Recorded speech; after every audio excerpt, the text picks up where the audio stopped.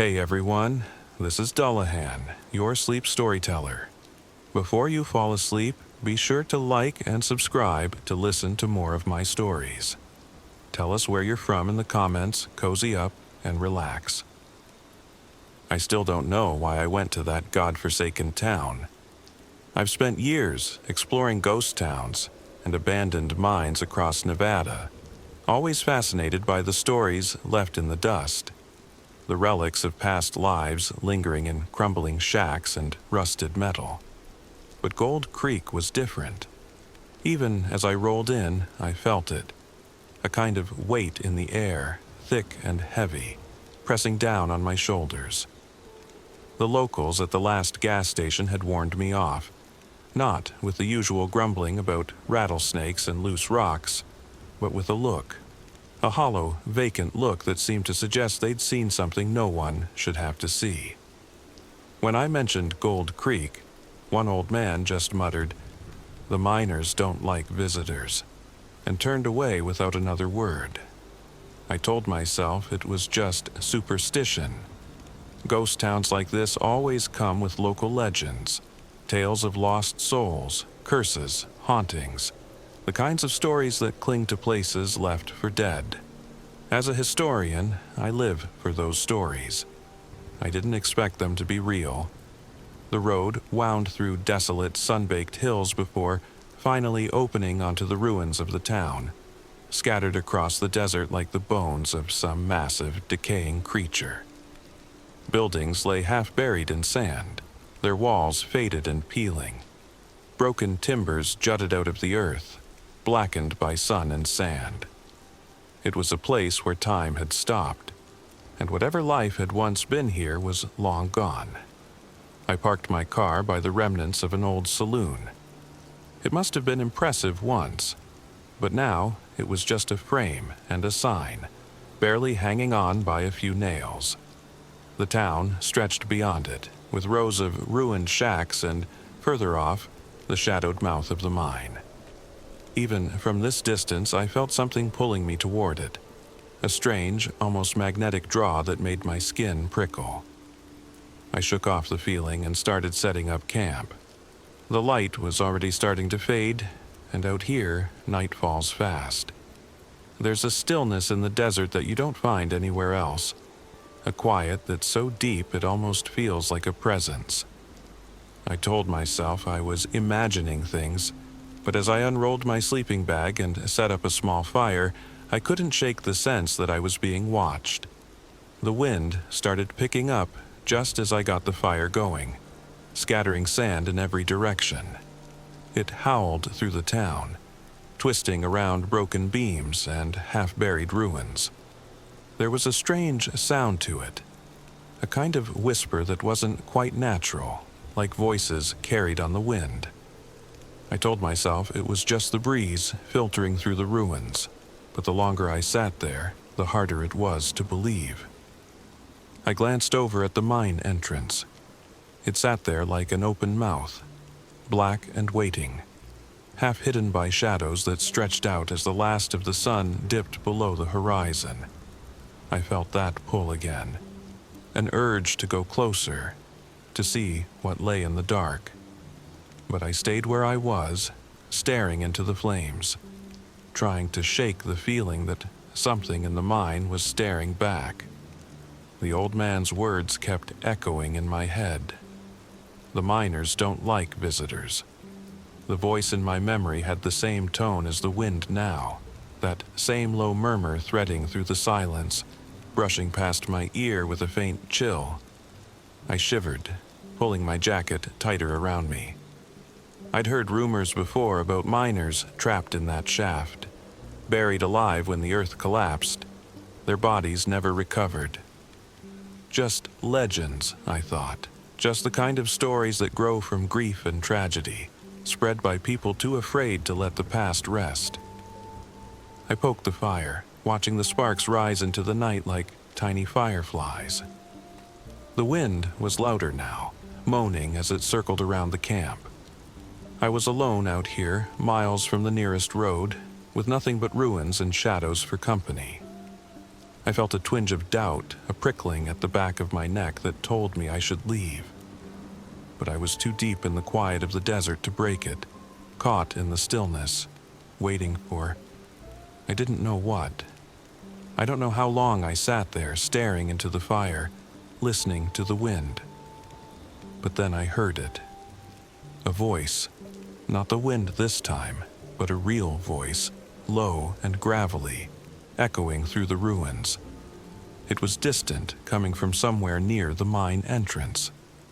My chest tightened as I looked up, half expecting to see someone standing in the darkness. But there was no one, just the shadows shifting in the firelight. I told myself it was nothing, probably just the wind twisting through an old metal can or some trick of the acoustics. But I couldn't shake the feeling that I wasn't alone. The fire suddenly seemed too small, too fragile. I watched the shadows creeping across the ground, stretching longer and darker as the night deepened. Finally, I forced myself to lie down, wrapping my sleeping bag tight around me. I closed my eyes, trying to push away the unease gnawing at the back of my mind.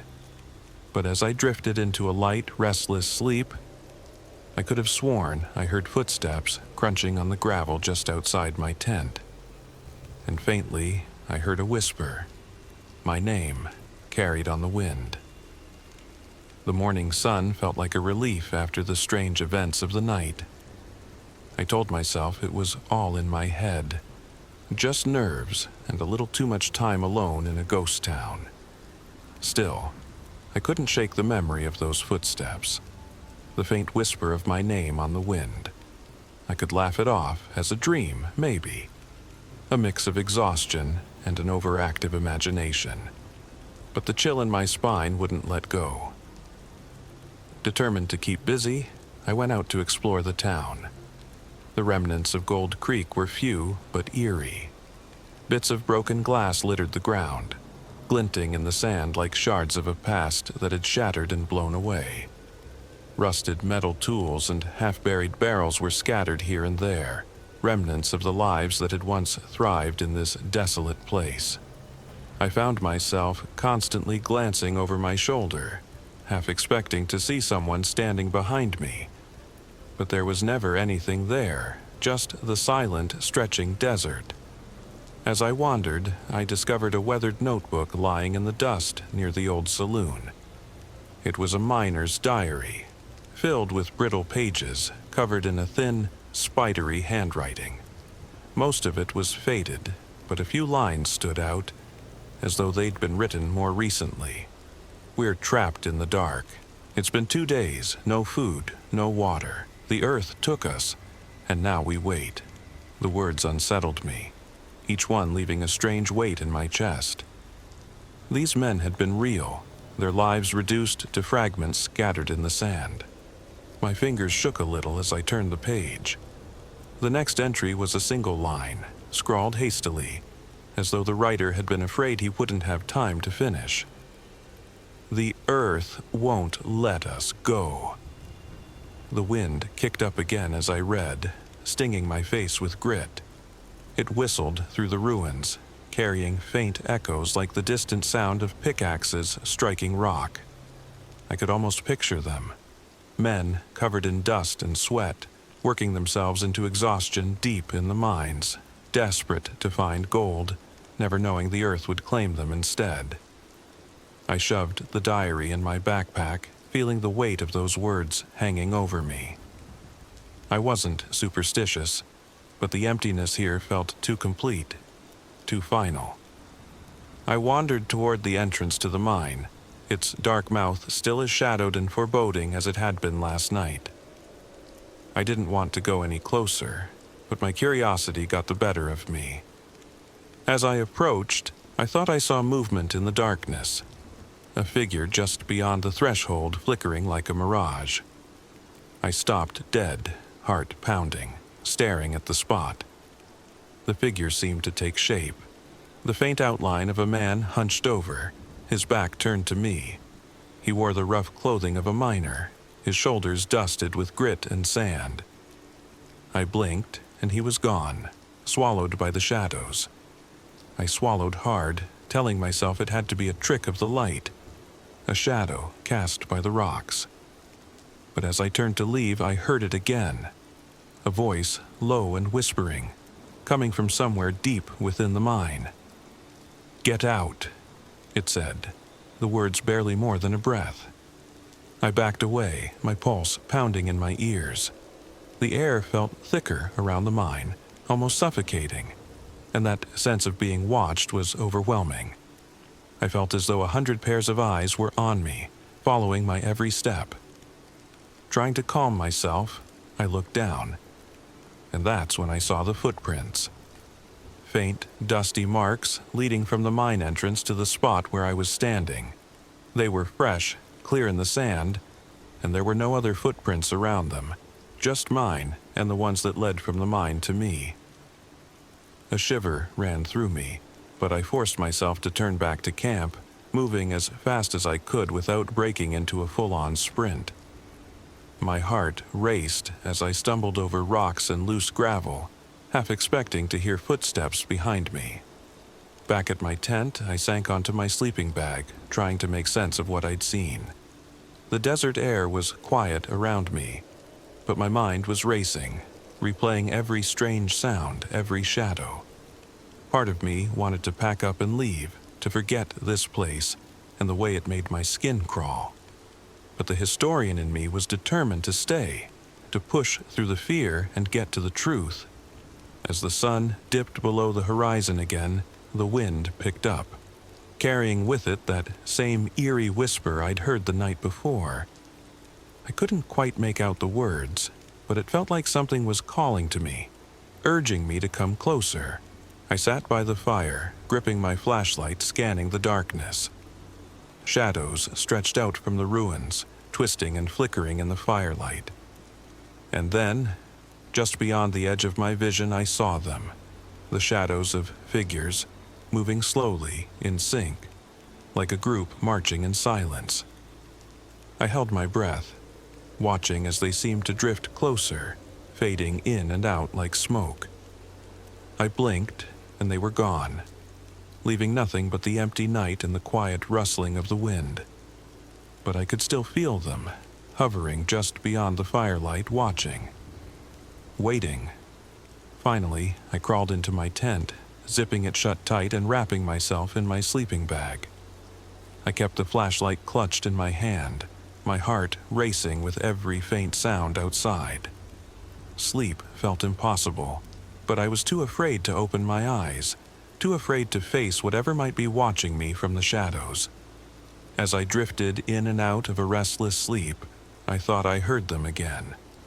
Footsteps, voices, and that same haunting whisper, repeating my name. When dawn finally came, I couldn't shake the feeling that I was trespassing. The events of the night weighed heavily on me, but they also stirred up an undeniable curiosity. I had to understand what was happening here, to know if this place's haunted reputation held any real truth. I told myself it was just the historian in me, the part that always wanted to push a little further. But deep down, I knew it was something more than that. After a quick breakfast, I strapped on my flashlight and headed toward the mine. With every step, the entrance loomed larger, its darkness deep and complete. I could still picture the faint figure I'd seen standing there yesterday, the miner with dust-caked shoulders, his back turned to me. A chill slid down my spine, but I steeled myself and pressed forward. Inside the mine, the air was thick and stale, holding the heavy, earthy smell of stone and dust. My flashlight beam cut through the darkness, illuminating jagged rock walls marked by years of labor. There were old, abandoned tools lying scattered. Picks, helmets, tin lunchboxes left to rust. I picked one up, brushing the dust off to reveal initials scratched faintly on the surface. I wondered about the person who'd left it here, how they'd probably never imagined it would remain untouched, a ghostly relic of a life cut short. The deeper I went, the colder it became. My footsteps echoed back at me, a reminder that I was alone down here, miles from any other living soul. And yet, that gnawing feeling of being watched never left. I tried to ignore it, focusing instead on the details of the mine, the way the walls seemed to close in, the strange rhythmic patterns of cracks that almost looked like claw marks in the rock. Then, the tapping began.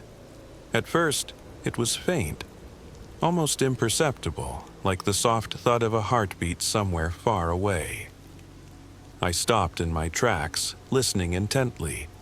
The tapping grew louder, steady and rhythmic, like someone working in the depths of the mine, chipping away at stone with a pickaxe.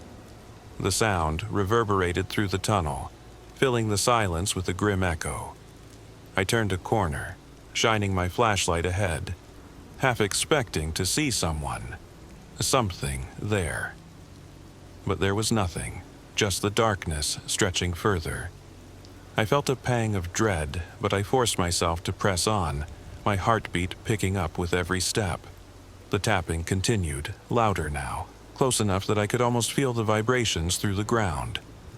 My mind raced, cycling through rational explanations. Maybe the wind, or an animal moving rocks. But something deep inside told me it wasn't that simple. And then I saw them.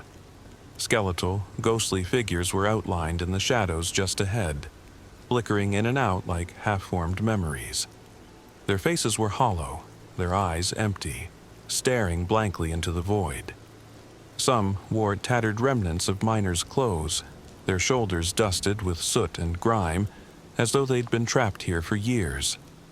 They didn't move, just stood there, watching, waiting. A strangled gasp escaped my throat as I staggered backward, nearly dropping my flashlight. My skin prickled with a fear so intense it rooted me in place. I felt the weight of their gazes, heavy and unyielding, pressing down on me, anchoring me to the spot. The tapping stopped. In the silence, a voice rose, a raspy, broken whisper, echoing from somewhere deep in the mine. "Join us." My blood ran cold. I couldn't tell where the voice was coming from, but it felt like it was surrounding me, pressing in from all sides. The figures ahead didn't move, but their eyes, empty and hollow, seemed to bore into me, dragging me into their darkness. I stumbled backward, heart pounding. My mind screamed at me to run, but my body wouldn't obey, paralyzed by the terror clawing up my spine. My hand tightened around my flashlight as I swung it around, desperately searching for an escape. Every shadow seemed alive, every inch of darkness. Finally, I managed to break free of my paralysis, and I turned and bolted back the way I'd come. My footsteps echoed through the tunnel, drowning out everything else as I sprinted toward the light, toward the exit.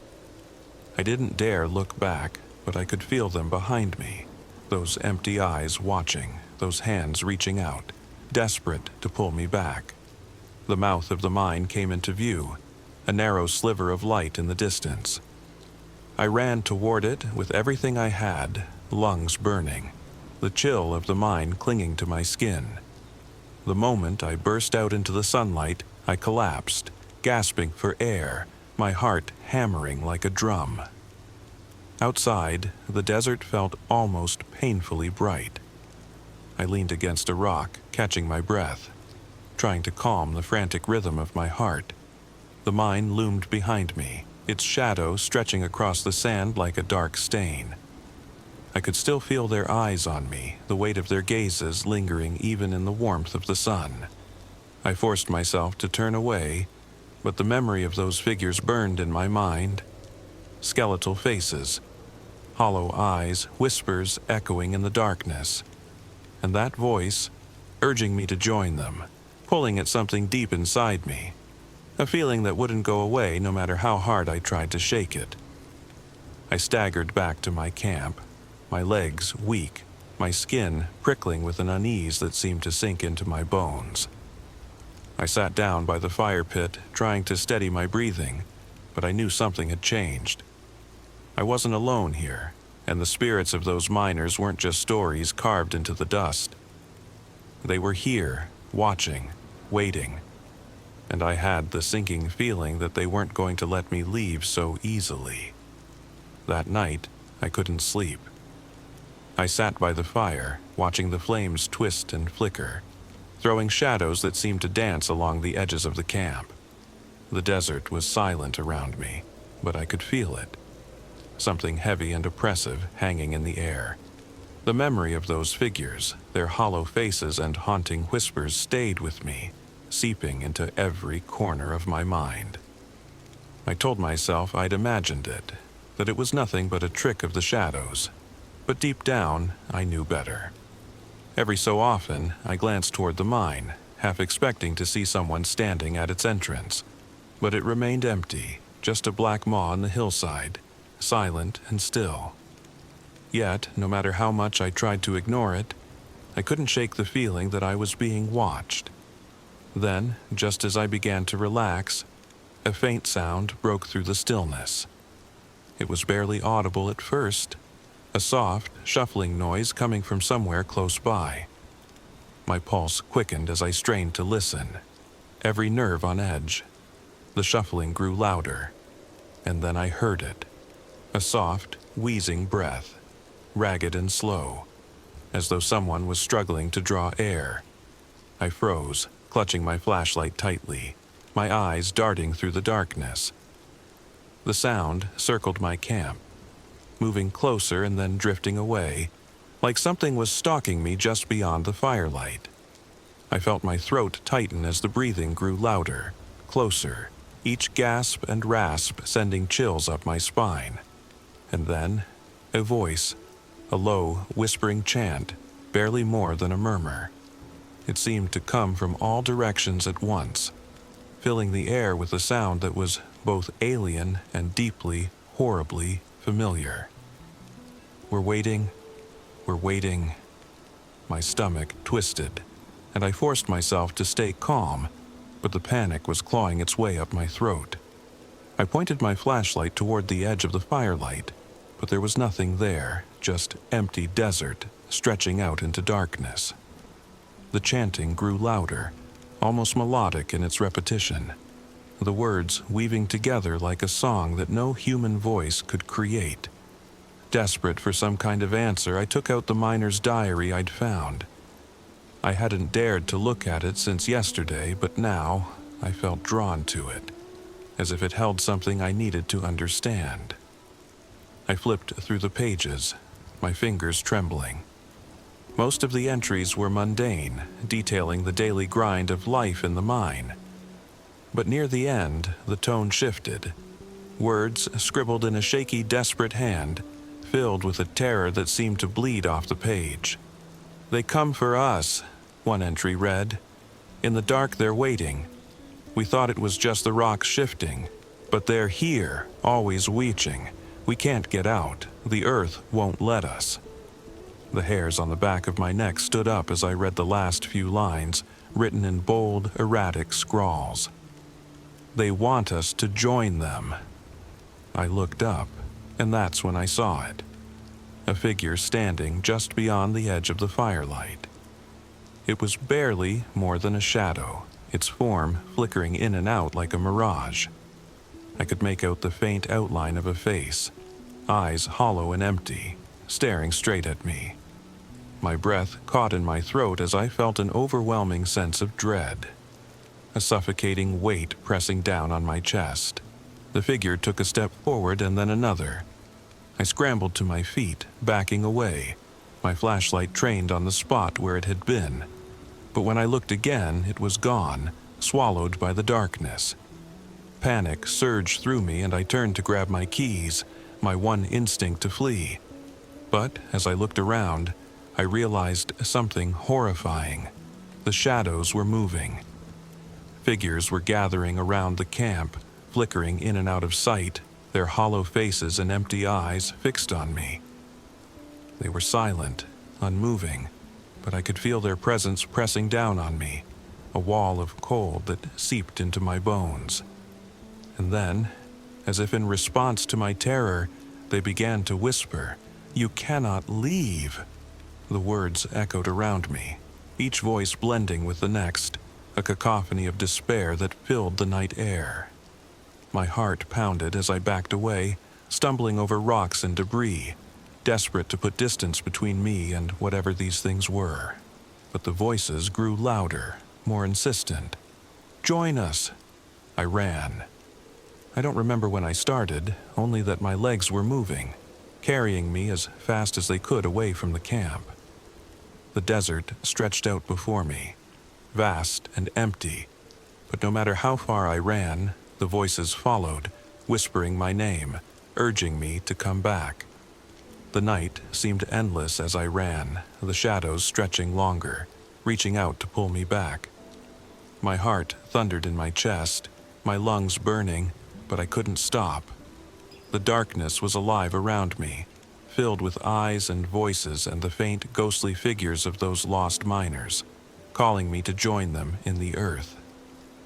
Finally, I stumbled, falling hard onto the sand. I lay there, gasping for breath, too exhausted to move.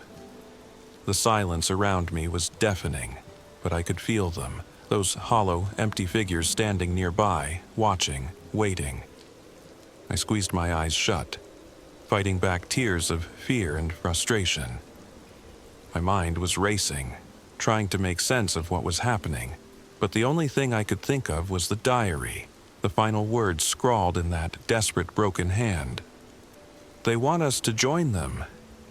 I didn't know how long I lay there, but eventually the chill in the air faded and the oppressive weight lifted. I opened my eyes and the shadows were gone. The desert was silent again, empty and still. But I knew this wasn't over.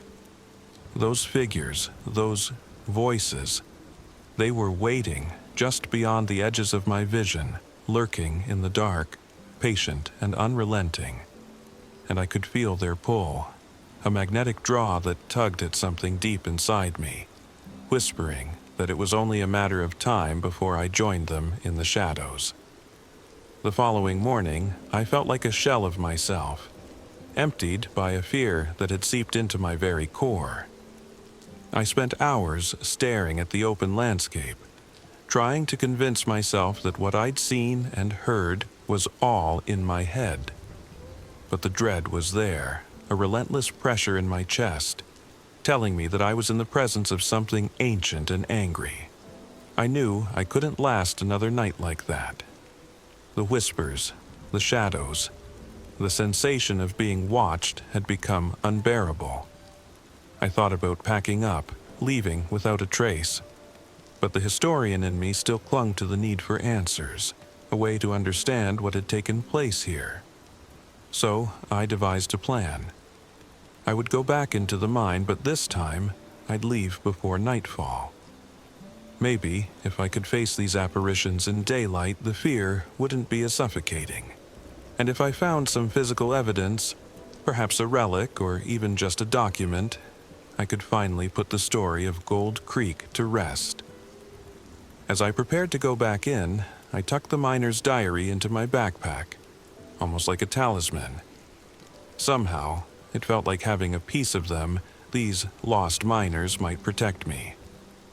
With one last deep breath, I set out across the camp, my eyes fixed on the dark entrance of the mine. Inside, the shadows stretched deeper, darker than I remembered. My flashlight's beam seemed weaker, almost as if the light couldn't fully penetrate the dense darkness. Each step I took echoed, the sound swallowed by the walls, making me hyper-aware of every breath, every movement. I retraced my steps from the previous day, taking extra care to move quietly, as though I didn't want to disturb whatever might still be lurking in the shadows. The deeper I went, the more the air thickened, carrying that same suffocating weight I'd felt the night before. It was almost as though the mine itself was alive, pulsing with an energy that thrummed beneath my skin. The tapping began again. It was faint, distant but unmistakable, the same steady rhythm echoing from somewhere deeper within the mine. I froze, holding my breath, listening as the sound grew louder, closer, as if it were moving toward me. A flicker of movement caught my eye, and I swung my flashlight around. For a moment, I saw them again, those hollow figures standing in the shadows, their empty eyes fixed on me. But this time, there was something different. They seemed closer, their outlines sharper, more solid. The fear I'd felt before returned in full force, and I took a step back, my heart hammering as I realized they were moving toward me, silent and relentless. Desperate, I pulled out the diary and flipped through it, searching for anything that might help, some clue about what they wanted. My fingers found the last page, the ink smudged and faded, but the words still legible. We were wrong to dig this deep. It's not just the earth holding us, it's something else. Something that won't let us leave. I could feel them drawing nearer, the cold seeping into my bones. Their faces, empty, gaunt, filled with a despair that chilled me to my core, were clearer now, close enough that I could see the fine details, the dust clinging to their hollowed cheeks, the dark pits where their eyes should have been. The chanting began again, low and rhythmic, filling the air with that haunting, disembodied hum. Join us, join us. A surge of desperation overtook me. I shouted, my voice echoing off the walls. What do you want? Why are you here? The figures halted, their empty eyes locked onto me, and for a moment the mine was silent. Then, one figure stepped forward, raising a skeletal hand and pointing toward the floor. I followed its gaze, and there, just visible in the beam of my flashlight, was something half buried in the dirt. It was a worn, rusted pickaxe, its handle splintered, with initials carved into the wood. I knelt, brushing the dirt away, revealing more initials. Names scratched roughly into the earth around it, as though these men had marked the place they had fallen. The chanting grew louder, insistent, filling my head with a pressure that made it hard to think. We were forgotten, the voice said, this time clearer, the words unmistakable. Left to rot in the dark, trapped. I looked up, my throat dry, the weight of their words sinking in. You want me to remember you, I whispered. A flicker of something, almost like relief, crossed their faces. The chanting softened, replaced by a heavy, sorrowful silence.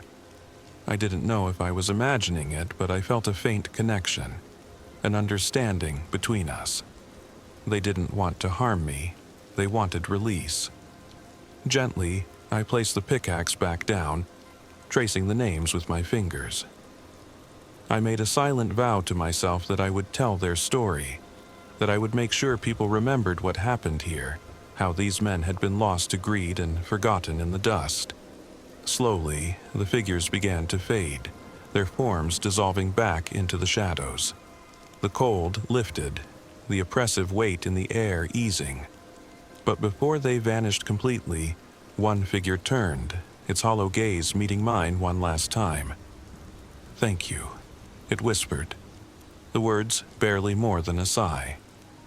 And then they were gone, leaving me alone in the darkness. I took a shuddering breath, my body shaking with a mixture of fear and relief. The mine was silent, empty now, nothing but a hollow, forgotten place. But I felt their presence lingering, a peace that hadn't been there before. Slowly, I made my way back to the entrance, the daylight warm and bright as I emerged. I took one last look back at the mine, feeling a strange sense of closure. I knew their story now, and I would make sure it was told. They wouldn't be forgotten again. The journey back to town was surreal. The events in the mine felt distant, as if they'd happened to someone else. But every so often, I'd catch myself glancing over my shoulder, half expecting to see a shadowy figure following me. I'd find myself touching the miner's diary, tucked securely in my backpack, a tangible reminder that what I'd experienced was real. Once I returned to my hotel room, I spent hours poring over my notes, piecing together a clear narrative. The story of Gold Creek's lost miners needed to be told properly, respectfully. These men had suffered, died forgotten and alone in the dark. Now, finally, they had someone to remember them, to bear witness to their lives and the horror they'd endured. I drafted an article with a focus on the personal stories of the men, the way they had lived and worked in the mine, the grueling hours, the hopes they had carried with them down into the depths. I included passages from the diary, snippets that conveyed the fear they'd felt when they realized they were trapped. I wanted readers to feel their despair, to understand the lives they had lost. When I finally finished, I looked at the last line of my article, the vow I'd made to those spirits. These men were lost to the earth, but their story lives on. Gold Creek will remember. Get ready for the next story. If you haven't already, like and subscribe to continue listening to my stories, and enjoy. I've always felt at home in the wilderness. Out here, in the raw quiet of the Appalachian Trail, I can find a rhythm I don't get anywhere else. The mountains breathe with an energy all their own, and the old paths, some worn and some wild, draw me in deeper every time.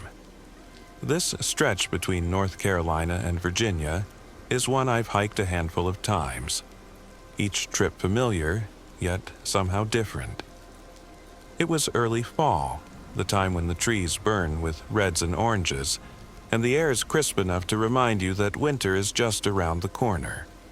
The path before me twisted in long, winding strides, just challenging enough to keep me on my toes without wearing me out too quickly. I'd planned for a quiet solo journey, just me, the trail, and the timeless pull of the mountains. After a few hours, though, a strange sense settled over me. It was faint at first, an odd awareness, almost as if I were being watched. I shook it off. This isn't my first solo hike, after all. I'm used to the unsettling feeling of vast, open space stretching on all sides. Still, the notion lingered, prickling just beneath my skin. I picked up my pace, boots crunching the path beneath me, almost feeling like I could shake the feeling off. The trail was mostly empty. This wasn't peak season, and there hadn't been another hiker all morning. But as the day drew on, I spotted someone a few yards ahead. They were moving slowly, almost deliberately, as if they'd been waiting for me to catch up. Something about his frame, his posture. It was familiar, but I couldn't quite place it. Just another hiker, I told myself, though the relief I usually feel at seeing another person didn't come this time. As I got closer, I studied him a bit more. He had on similar hiking gear, his pack slung low, shoulders moving in an almost rhythmic pattern. He was tall and thin, maybe in his early 30s, and his dark hair was cropped close, just like mine. I tried to make out his face, but he was angled away, half shadowed by a hood. And as I approached, I noticed something that made the hair on the back of my neck rise. He seemed to mimic my steps, matching my rhythm with an eerie precision. I forced a smile, trying to shake off the tension. "Hey there," I called out, half to be polite and half to break the strange spell. The man stopped, slowly turning to face me. His face caught the late afternoon light, but even then, I couldn't shake the feeling that something about him wasn't right. His expression was neutral, too blank, almost like he was mirroring me, down to the way his brow creased and the slight tilt of his head. I thought maybe he was mocking me, but there was no malice, just an unsettling emptiness that made me regret calling out in the first place. "Nice day for it," I managed to say, my voice sounding too loud in the quiet woods. He nodded, a slow, deliberate motion that mirrored my own. "Yes, nice day for it," he replied, his voice low, with an odd echo that sounded like it hadn't been used in a while. His gaze didn't hold mine for long. Instead, it drifted over my shoulder, as though there were something in the trees just beyond me. After a few beats of silence, I cleared my throat and gave him a polite nod, moving on without another word. As I walked, I couldn't shake the impression of his face, a face that seemed somehow familiar, but I couldn't place how or why. Every now and then, I glanced over my shoulder, half expecting to see him there. But each time the trail behind me was empty, stretching long and lonely into the trees. I chalked up the strange encounter to nerves. Maybe I'd been alone a little too long, letting my imagination play tricks on me. Still, that feeling of being watched grew stronger as the afternoon faded. I kept looking to the shadows, listening to the wind rustling through the leaves, all while keeping my eyes peeled for any movement off the path.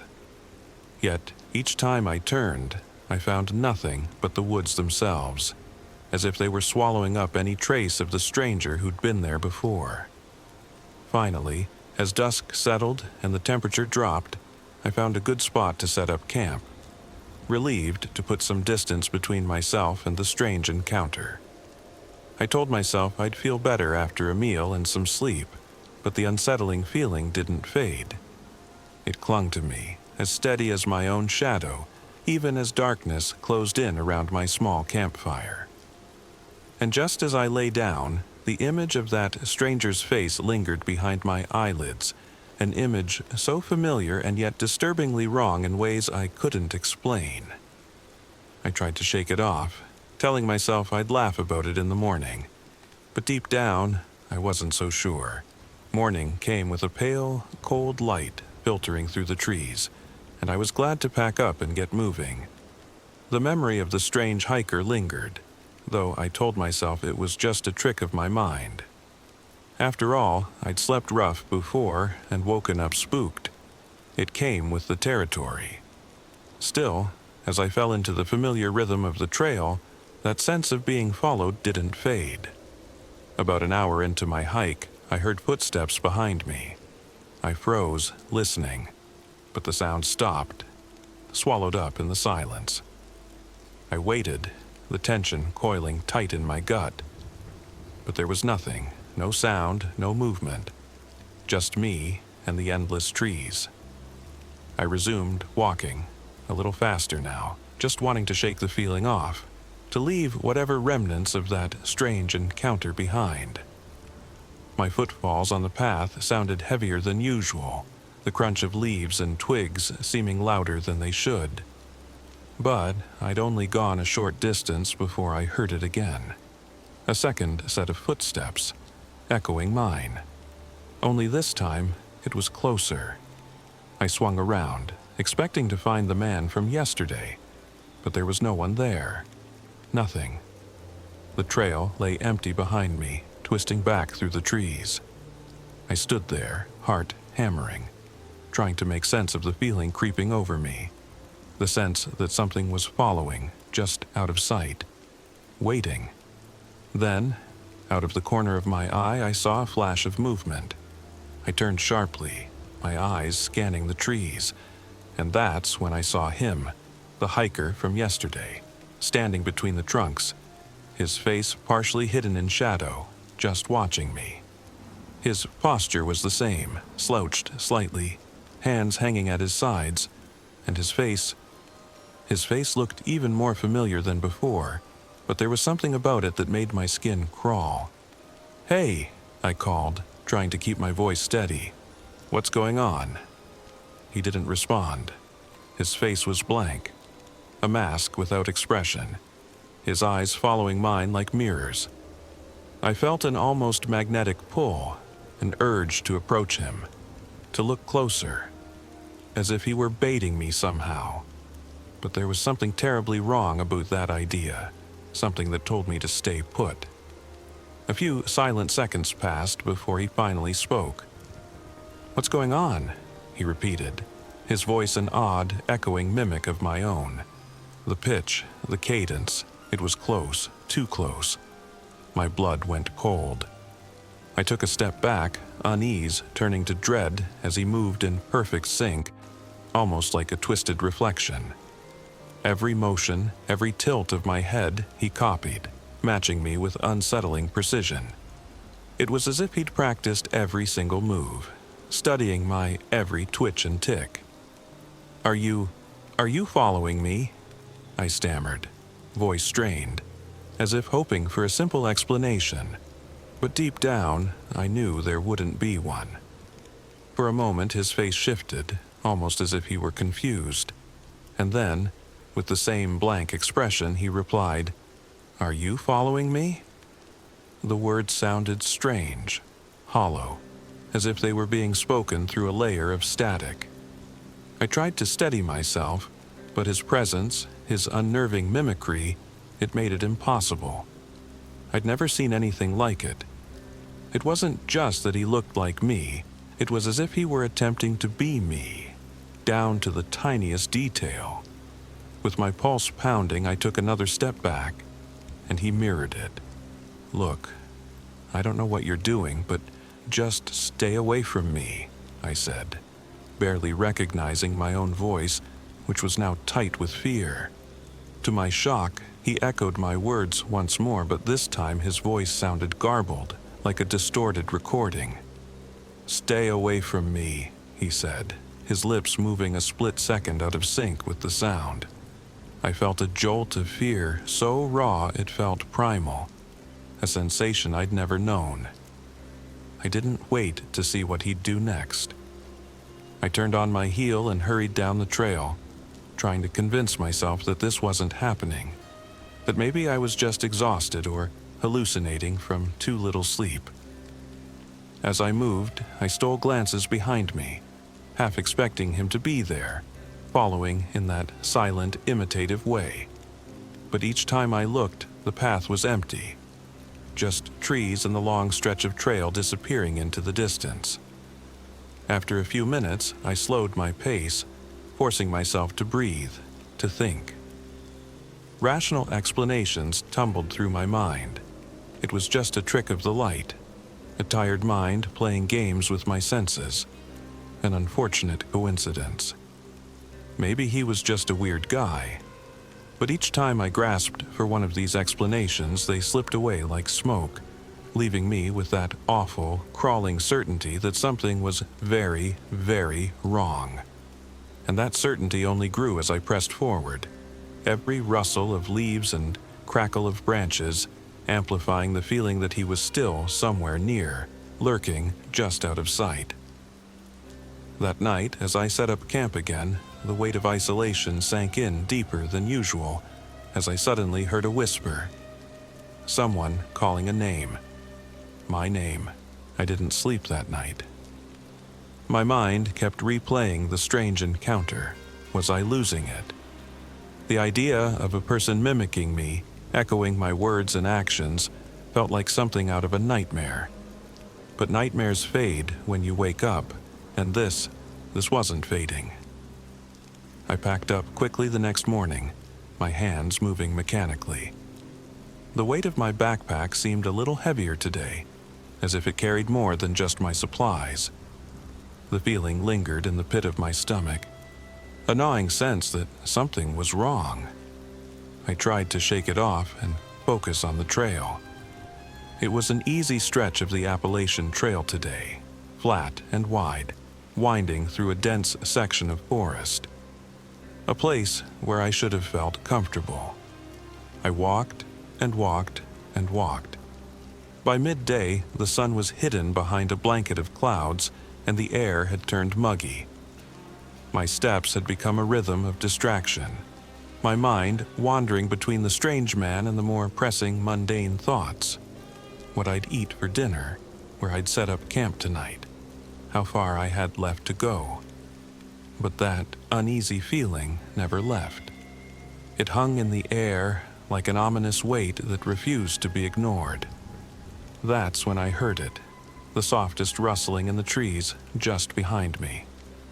I stopped, heart pounding. No animals, no wind, just an odd, still silence that made the hairs on my neck stand up.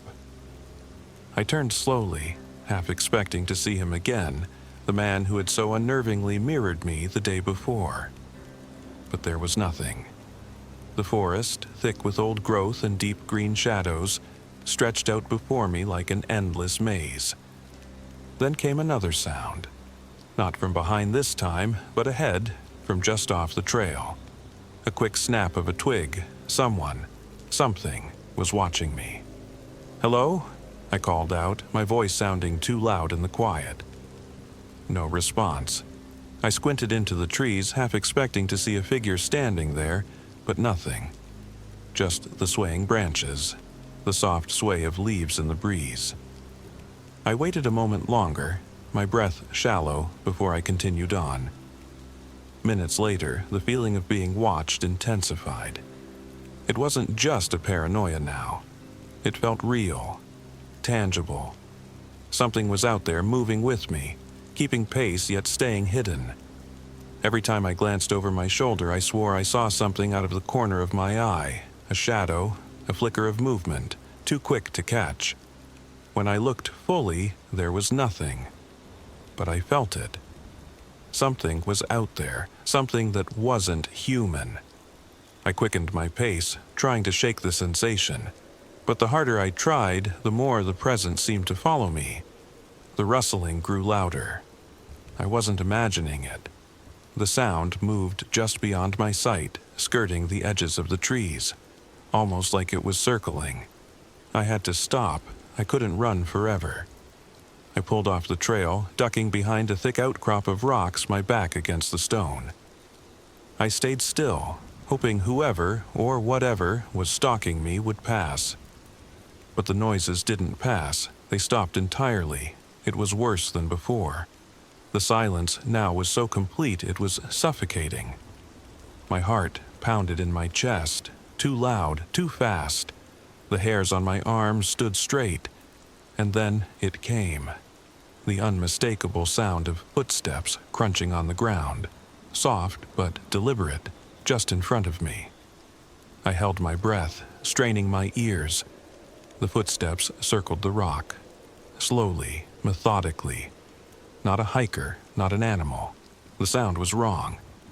It didn't sound like someone walking normally, but something else, something inhuman. Then the unmistakable feeling of eyes on me, a presence. I felt it before I saw it, like a pressure in the air, thickening the space around me. I swallowed, my mouth dry, and peeked around the edge of the rock. The forest was still, but then, just beyond the trees, there was something. Not a person, but a shape, tall, too tall, and dark. It shifted slightly as if aware that I had seen it, then disappeared between the trunks of the trees. I snapped to my feet, nearly tripping over my own feet. My body screamed at me to run, to get away, but my legs were locked, frozen. And then I heard it again, a voice, but it wasn't mine this time. "Run!" It was a soft whisper, like a breeze passing through the leaves, and the voice, it felt familiar. I couldn't stay. I had to leave.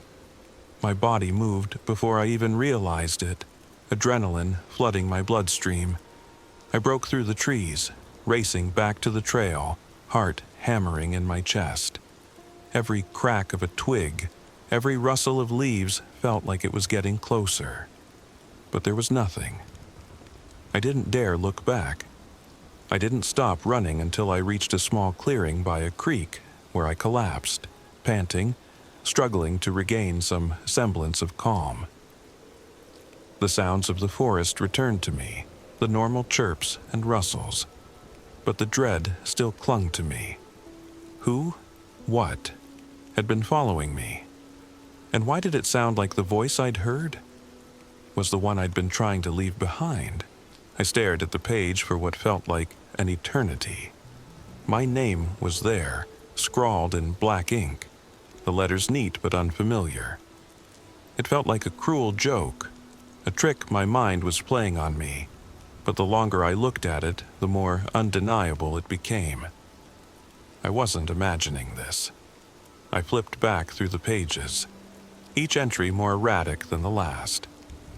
The handwriting was inconsistent, sometimes clear and deliberate, other times jagged, as if the writer had been in a panic. But one thing remained constant: the mention of something I couldn't understand. Words like the Watcher, the Rift, and the Hollow. The deeper I read, the more the words began to blur together, twisting in my mind until they no longer made sense. Something about the ink on the pages felt wrong, like the letters were shifting in and out of focus. I couldn't tell if I was reading them or if they were reading me. I slammed the book shut, feeling my heart racing in my chest. The cabin felt smaller now, darker, suffocating. My breath came in shallow bursts, and a cold sweat broke out along my skin. The forest outside the window had grown even darker, the shadows stretching unnaturally. The air smelled of damp earth and decay, and I felt the overwhelming sense that I wasn't alone. The silence in the cabin was oppressive, as if the walls themselves were listening, waiting for me to make a sound I needed to get out. I stood up abruptly, my legs unsteady beneath me, and I made my way to the door. But as my hand touched the doorknob, I froze. In the corner of the room, a movement caught my eye, a shadow shifting in the corner, just out of the reach of the dim light coming through the doorway. I turned slowly, my breath catching in my throat. There, standing in the corner, was a figure. Tall, cloaked in shadow, its form barely discernible against the darkened wall. I couldn't make out its face, but I could feel its presence, watching me. I couldn't breathe. I couldn't move. The figure took a step forward, and I could hear the sound of it. Something heavy, like boots scraping against the wooden floor. It moved closer and my heart pounded in my chest, faster, louder, until it was all I could hear. "Who are you?" I whispered, my voice trembling. It didn't answer. It just stood there, as if it had been waiting for me to ask. And then, in a voice that wasn't a voice at all, but something deeper, colder, it spoke. "You know." The words echoed in my mind, reverberating through my skull like 1,000 whispers. Before I could respond, the figure stepped into the light, revealing its face. But it wasn't a face at all. It was a void, an absence, dark, endless, like staring into a black hole that sucked in everything, even light itself. The more I looked, the more I felt my own mind begin to unravel, as though this thing wasn't just outside of me, but inside as well, pulling at the edges of my thoughts. I stumbled back, desperate to escape, but the door wouldn't budge. My hands fumbled with the doorknob, pulling and twisting, but it was as if the very cabin had sealed me in. "You can't leave," the voice whispered again, this time louder, clearer. "Not now, not ever." I turned, my eyes wild, looking for any way out. The window. I could break the window. But then, as if in response to my thoughts, the figure moved forward, its presence overwhelming, filling the room with an oppressive weight. It was getting closer, its dark, hollow form blotting out everything else in the cabin. I felt my knees give way beneath me, and I crumpled to the floor. My body was trembling, my mind on the edge of madness. I couldn't breathe, couldn't think. The world was collapsing in on itself, and there was no escape. "You're already here," the voice said, as though it were pitying me. "You've always been here."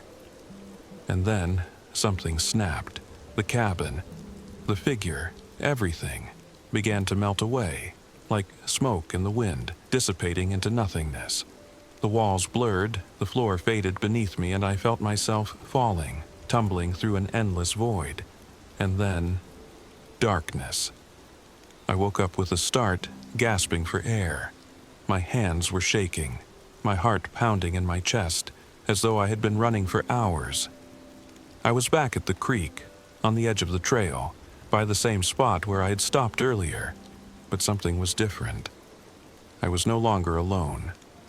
A figure stood at the edge of the trees, just within the shadows, watching me. I couldn't make out its face, but the feeling of being watched was more intense than ever.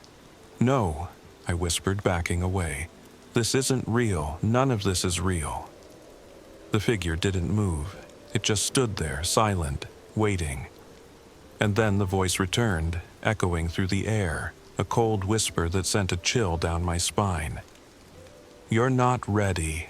The voice reverberated in my mind long after it had stopped speaking. Its cold, oppressive words echoed in the spaces between my thoughts, each one carrying a weight I couldn't shake off. "You're not ready."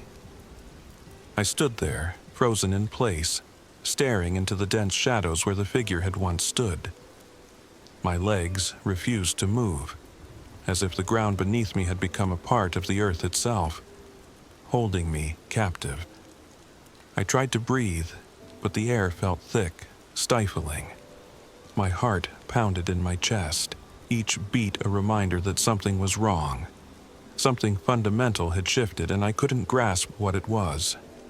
I tried to push the thought out of my mind, but it refused to leave. It's too late. The words blurred together, reverberating until I couldn't tell if I was hearing them aloud or if they were just in my head. Panic clawed at me, but I couldn't move. I couldn't escape. Then, the shadows shifted. A figure emerged from the trees, silent, like a phantom, moving with a predatory grace. I had no time to react, no time to make sense of what was happening. It was too close now, too real. I could feel its presence pressing in on me, suffocating. It spoke again, but this time, I couldn't distinguish the voice from my own thoughts. It was inside me, consuming me from the inside out. "You've seen it now." I stumbled backward, disoriented. The ground felt uneven beneath my feet, like it was shifting. I didn't know which way to run, which path led back to the life I knew. It was as if the forest itself had turned against me, the trees twisting into grotesque shapes, blocking my way. I tried to scream, but the sound caught in my throat. The figure was no longer speaking. It was simply there, its presence overwhelming, its gaze unwavering. Its eyes, those empty, hollow eyes, stared into me, and for a moment I saw something that made me tremble. It wasn't anger or malice, it was expectation. "You belong here now." The words echoed one final time, louder this time, vibrating through my chest. I tried to turn, to run, but my body wouldn't obey. I could feel the cold creep up my legs, the weight of something ancient pressing down on me. The shadows enveloped me, and the world I knew, the world that once felt so real, so solid, began to crumble. The trees bent toward me, the roots rising from the earth, as if the ground itself had turned hostile. I screamed, finally screamed, but it wasn't a cry for help. It was the sound of something breaking, something irreversible. I was becoming part of the forest, part of whatever had lived here long before I ever set foot in this cursed place. The shadows consumed me, the figure's voice fading into a whisper. But even that I could hear clearly. "It's already begun." And then, silence. The last thing I felt before everything went dark was the earth beneath me, cold, unyielding. I was no longer a person, no longer anything. I was nothing. And then there was only the emptiness.